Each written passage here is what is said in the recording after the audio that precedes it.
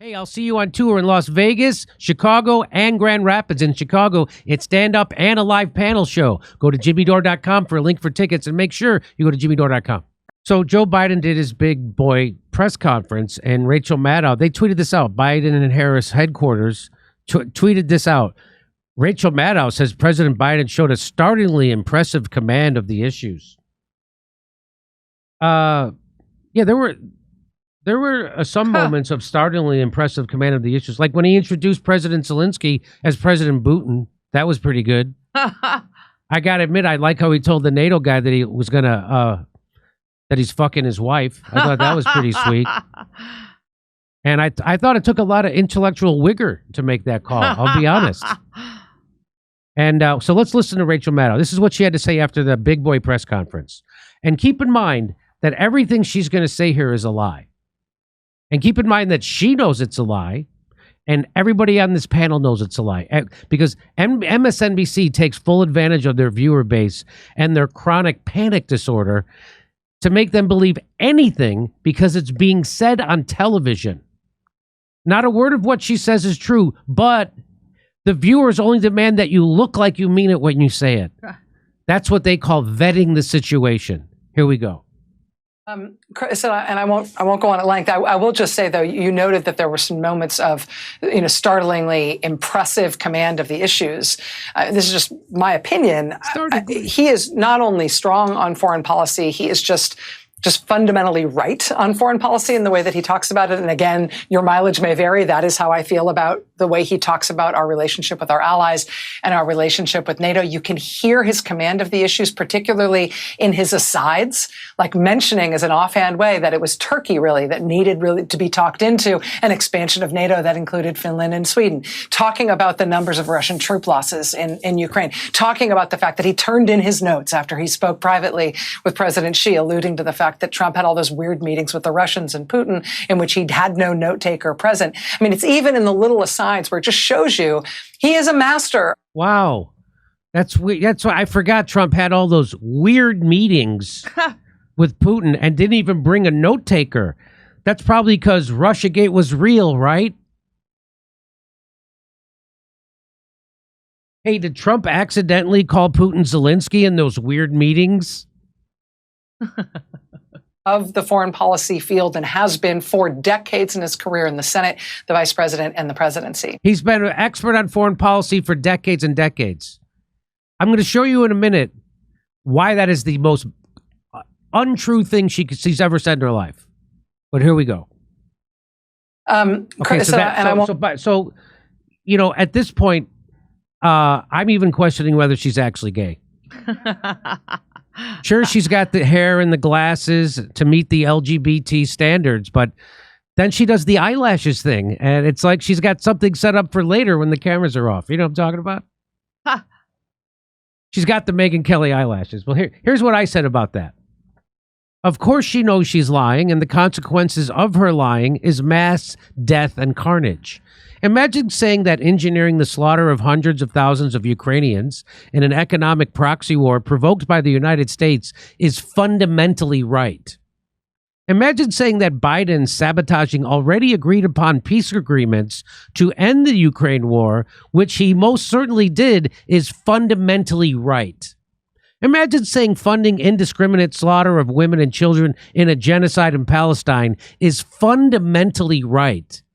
She's a real traitor to our country and to humanity in general. And this is why America finds itself in endless wars, because of psychopaths in the media who are bought by the war machine to lie to the Americans about war. Of course she knows better, which is why she'll never bring on anyone to challenge her war propaganda. She'll never bring on Glenn Greenwald or Matt Taibbi or Aaron Mate or Max Blumenthal. Or even someone as dumb as me, she won't bring on. She won't bring on Scott Ritter. She won't bring on Mersheimer. She won't even bring on Chomsky. She won't bring on anybody to challenge her warmongering. Nobody. They're not allowed. And neither were any of those other people on that panel, by the way.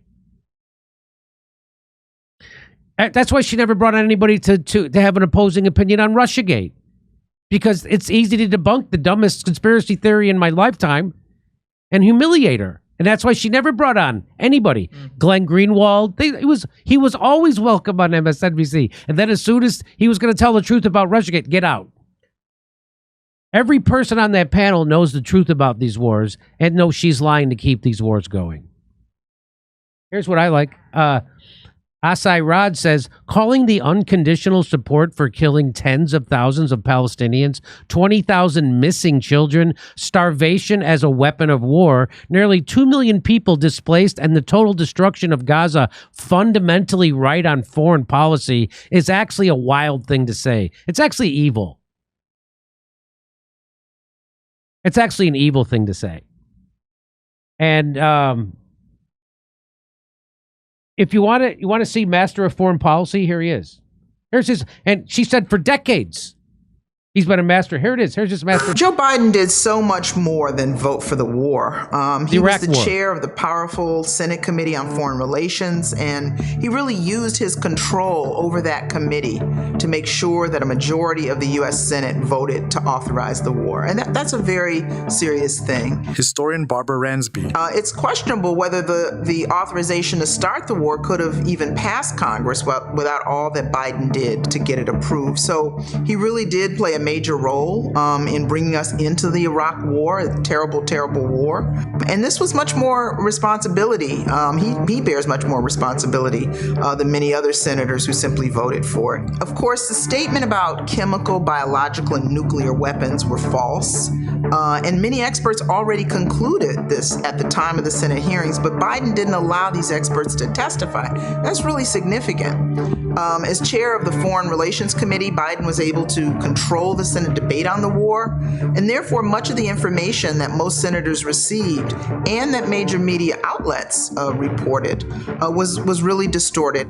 There were other Democrats in the Senate who wanted to put limits on Bush's ability to start a war in Iraq. For example, if there was no imminent threat to the United States and the United Nations did not authorize a war, then President Bush would have to come back to Congress for another resolution. But Biden shot this down. So the reason why I oppose the amendment of my friend from Michigan is because the basic premise upon which I began is consistent with where my friend from Connecticut begins, and that is that the threat need not be imminent for us to take action. That's authority we're about to delegate to the president. So the fact that he would take such a stridently pro-war position, that he would use that role to limit the debate the way he did, played a major factor in getting enough defections from the Democratic majority to join with almost unanimous Republican support to make the war resolution pass. Professor Stephen Zunas. As a result, I don't think it would be unfair to say that Biden played a more important role than probably anybody in Congress in making the Iraq War possible. Easy. You're going to make Rachel Maddow come. He's got more. The idea that Iraq, which had been rid of its non-conventional weapons and weapons programs and weapon systems, that was under the strictest sanctions of any nation has ever experienced, was somehow a threat to the United States and the far side of the world is totally absurd. I mean, totally ridiculous. I mean, the fact that an educated person like Joe Biden with foreign policy experience would believe that it really defies the imagination. But the witnesses mostly reinforced the pro-war arguments. So he only let on witnesses that would bolster the pro-war arguments. That's really, Biden didn't let experts testify. I guess he only likes experts when they're mandating an experimental gene therapy. Am I right? Come on. He did more to make sure the Iraq war happened than anybody, and he didn't stop. Here he was after everybody knew it was a mistake, doubling down. Watch this. Bush invaded, Biden continued to support the war for years. Some of my own party have said that it was a mistake to go to Iraq in the first place and believe that it's not worth the cost, whatever benefit may flow from our engagement in Iraq. But the cost of not acting against Saddam, I think, would have been much greater. And so is the cost, and so will be the cost, of not finishing this job. The President of the United States is a bold leader, and he is popular. The stakes are high, and the need for leadership is great. I wish he'd use some of his stored up popularity to make what I admit is not a very popular case, but I and many others will support him. 9 months ago, I voted with my colleagues to give the President of the United States of America the authority to use force, and I would vote that way again today. It was a right vote then, and to be a correct vote today. Lawrence Wilkerson. And President Obama in the Roosevelt Room essentially told me this. September the 10th, 2015, he started off the conversation with these words: "There's a bias in this town toward war." I almost fell off my seat. And then he told us for the next 20, 25 minutes that he didn't know what to do about it. "There's a bias in this town toward war," said the President of the United States. "We have a machine in Washington. It consists of predatory capitalists like Lockheed Martin and ExxonMobil and all they represent. ExxonMobil sells more fossil fuel to DOD than any other entity in the world. Lockheed Martin, the biggest weapons merchant in the world, makes a fortune off war. So does Raytheon, Grumman, and Boeing. As long as you have these dollars rolling in, you're going to have constant, endless war." Professor Adam In the Getachew. United States, Biden represents a kind of long-standing bipartisan commitment to U.S. preeminence on the global stage, in which the U.S. acts as the policeman of the world. I think a lot of Americans are frustrated by this position. They want to have a different kind of relationship to the world, and they want a leader, a president, and a Congress that can present a vision of prosperity for all Americans. I think that only happens when we break with this cycle of endless wars. It is going to be very difficult, I think, for a Democratic Party candidate who basically reiterates the status quo of endless military interventions, endless wars in the Middle East, to win against Donald Trump. Dick Durbin. So Joe Biden is like a Trojan horse. When you open it up, it's the war machine inside. That's what Joe Biden is. And there's Rachel Maddow using her gayness to hoodwink people into thinking she's somehow telling you the truth or moral. Rachel Maddow is an exercise in evil. I don't say that lightly. What she's doing is flat out evil, more evil than anything I've ever seen Trump do. That is unbelievably evil, what she's doing. And all those people on that panel know that she's lying, and they know that people are going to be slaughtered because of it. And people are. They've all got blood on their hands. They got a nerd. Chris Hayes wouldn't lie. He's a nerd. Rachel Maddow wouldn't lie. She's a lesbian. Gay people, they're born with more morality than anyone else. They can't be horrible, crazed, psychopathic, evil warmongers who don't care who gets slaughtered. She gets paid $100,000 a day to do the bidding of the people who are slaughtering, getting those people slaughtered, not only in Palestine, but in Ukraine. She lied about everywhere. She lied about Syria. She's lying about Ukraine. She didn't say a peep when they fired all their Arab reporters over at MSNBC. She'll take the $100,000. And she's using her LGBTQ bona fides to hoodwink people and to think she's telling you the truth. She's an evil liar. There's no two ways around that. Telling you Joe Biden has, what was the word she used? He has, what kind of command did she say he had? Impressive, startling, impressive command. And he's fundamentally right on foreign policy. Your enemy is Rachel Maddow. Your enemy is not your neighbor. Your enemy is not a Trump voter or a Bernie Sanders voter or a Jill Stein voter. Your enemy are those people.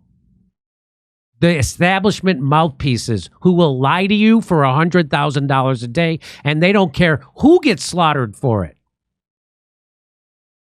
Joe Biden's fundamentally right. You want to hear how Joe Biden's fundamentally right on Afghanistan? Watch this. It's a big difference to tell the American people the truth about what our options are in ending this war. So this is Joe Biden in 2007 talking about our options to end the war in Afghanistan. If tomorrow the order goes out from I'm President of the United States, I issue an order, end the war today, begin to withdraw all American troops. It will take a year to get the American troops out. Do you hear me now? That's the truth. It will take a year to get them physically out. Wow, it took him like 5 minutes when he actually did it, but forget about that lie. Here we go. Now, if you leave all the equipment behind, you might be able to do it in 7 months. And you leave those billions of dollars of weapons behind, I promise they're going to be used against your grandchild and mine someday. What? And you leave those billions of dollars of weapons behind, I promise they're going to be used against your grandchild and mine someday. And that's exactly what he did. That's exactly what he did. He left all those weapons behind, and he doesn't care. He guaranteed they're going to be used against his grandchildren and ours someday. You know, I hate that I'm nostalgic for hearing him lie articulately. You heard him say that, and now he says this. The idea that we're going to send in offensive equipment and have planes and tanks and trains going in with American pilots and American crews, just understand, and don't kid yourself, no matter what you all say, that's called World War III. So he's saying that if we send in planes, tanks, and all that stuff, that'd be World War III in Ukraine. Make no mistake. And today I'm announcing that the United States will be sending 31 Abrams tanks to Ukraine, the equivalent of 1 Ukrainian battalion. Secretary Austin has recommended this step because it will enhance the Ukraine's capacity to defend its territory and achieve its strategic objectives. The Abrams tanks are the most capable tanks in the world. They're also extremely complex to operate and maintain. So we're also giving Ukraine the parts and equipment necessary to effectively sustain these tanks on the battlefield. And we'll begin to train the Ukrainian troops on these issues of sustainment, logistics, and maintenance as soon as possible. Oh, so that's the tanks. What about the planes? And I'm also pleased to announce that as we speak, the transfer of F-16 jets is underway, coming from Denmark, coming from the Netherlands, and those jets. So they're sending the F-16s, they're sending the tanks. I thought he said, though, that if we did that would be the start of World War III. The idea that we're going to send in offensive equipment and have planes and tanks and trains going in with American pilots and American crews, just understand, and don't kid yourself, no matter what you all say, that's called World War III. And today... So, just so you know, so that it's clear to you that Rachel Maddow is a bald-faced lying psychopath. It's beyond just being a liar. A liar is a guy who tries to sell you a used car that doesn't work. A psychopath is someone like her who's doing actual evil because she knows people are going to get slaughtered. You want to see that again? I want to see that again. Chris, and I won't go on at length. I will just say, though, you noted that there were some moments of, startlingly impressive command of the issues. This is just my opinion. He is not only strong on foreign policy, he is just fundamentally right on foreign policy in the way that he talks about it. And again, that was the person who covered up for George Bush when he illegally invaded another country, killed 1 million people, displaced another 1 million, and then ordered a torture program worldwide. She was the one who lied for him. That's who gives you the news. Now she's lying for Joe Biden, and you tell me that he doesn't know they're lying? Of course they do. And so does she. I think she went to Harvard. They all know. They all know that what she's saying is a lie. They all know that what they're doing is spewing propaganda in aid of the war machine. They all know this. These people are all evil.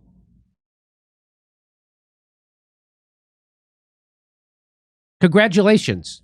Now you know why we've been in endless wars my entire adult life. Endless. And they ain't stopping. Because you have someone like her who's willing to lie to you night after night after night after night, and she gets rewarded for it and rewarded for it. And people think that she has to be moral. She wouldn't be lying because she's gay. Gay people don't lie. Gay people aren't warmongers. Gay people wouldn't get other people slaughtered for profit. Nerds, that's why they think he's a truth teller, because he's a nerd. Nerds wouldn't do that. These are the worst people in the world. Hey, I'll see you on tour in Las Vegas, Chicago, and Grand Rapids. In Chicago, it's stand-up and a live panel show. Go to jimmydore.com for a link for tickets, and make sure you go to jimmydore.com.